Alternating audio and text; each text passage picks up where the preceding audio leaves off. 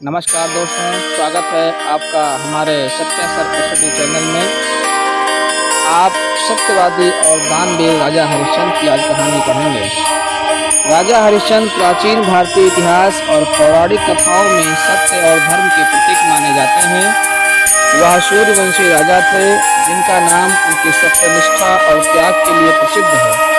हरिश्चंद्र ने अपने वचनों की रक्षा के लिए अपना राज्य, संपत्ति और यहाँ तक कि परिवार का भी त्याग कर दिया। उनकी कथा का मुख्य संदेश सत्य, धर्म और नैतिकता का पालन करना था। कहानी के अनुसार महर्षि विश्वामित्र ने राजा हरिश्चंद्र की सत्यनिष्ठा की परीक्षा के लिए उन्हें कठिनाइयों में डाल दिया।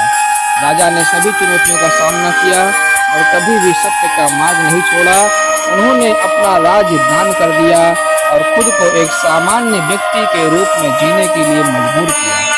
अंततः उनकी सच्चाई और निष्ठा के कारण देवताओं ने उन्हें सम्मानित किया और उनके जीवन को पुनः समृद्ध किया।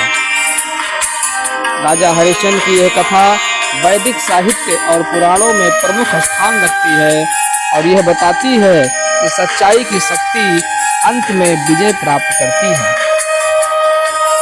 राजा हरिश्चंद्र की पत्नी का नाम तारामती या दूसरा नाम शैव्या था। वह भी अपने पति की तरह सत्य और धर्म की अनुयायी थी। जब राजा हरिश्चंद्र ने अपनी प्रतिज्ञा के कारण राज्य, धन और ऐश्वर्य का त्याग किया तो तारामती ने भी उनके साथ कष्टों का सामना किया। कहानी के अनुसार राजा हरिश्चंद्र ने विश्वामित्र के कहने पर अपना सारा राज्य और संपत्ति त्याग दिया और मजबूरी में तारामती को भी बेच देना पड़ा। तारामती को काशी के शमशान में दासी के रूप में काम करना पड़ा, जहां वह मृत शरीर को जलाने के लिए कर इकट्ठा करते थे।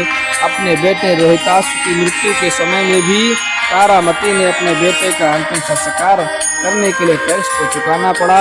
तारामती की यह भक्ति, सत्यनिष्ठा और अपने पति के प्रति समर्पण उनकी महानता को दर्शाता है। उनकी कहानी ये भी सिखाती है कि कठिनाइयों के बावजूद सत्य और धर्म का पालन कैसे किया जाए।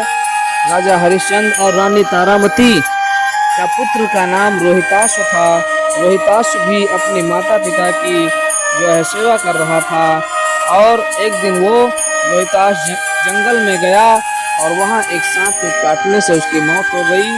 इस घटना के बाद तारामती अपने मृत पुत्र का अंतिम संस्कार कराने के लिए शमशान पहुंची, लेकिन वहां काम करने वाले राजा हरिश्चंद्र, जो उस समय शमशान के कार्य का भार संभाल रहे थे, उन्होंने शमशान के नियम के अनुसार शुल्क मांगा। भले ही उन्हें यह नहीं पता था कि यह उनका अपना पुत्र है। यह प्रसंग राजा हरिश्चंद्र, रानी तारामती और रोहिताश्व की कठिनाइयों और सत्य के प्रति उनकी दृढ़ निष्ठा को दिखाता है और अंत में देवताओं ने उन्हें प्रसन्न होकर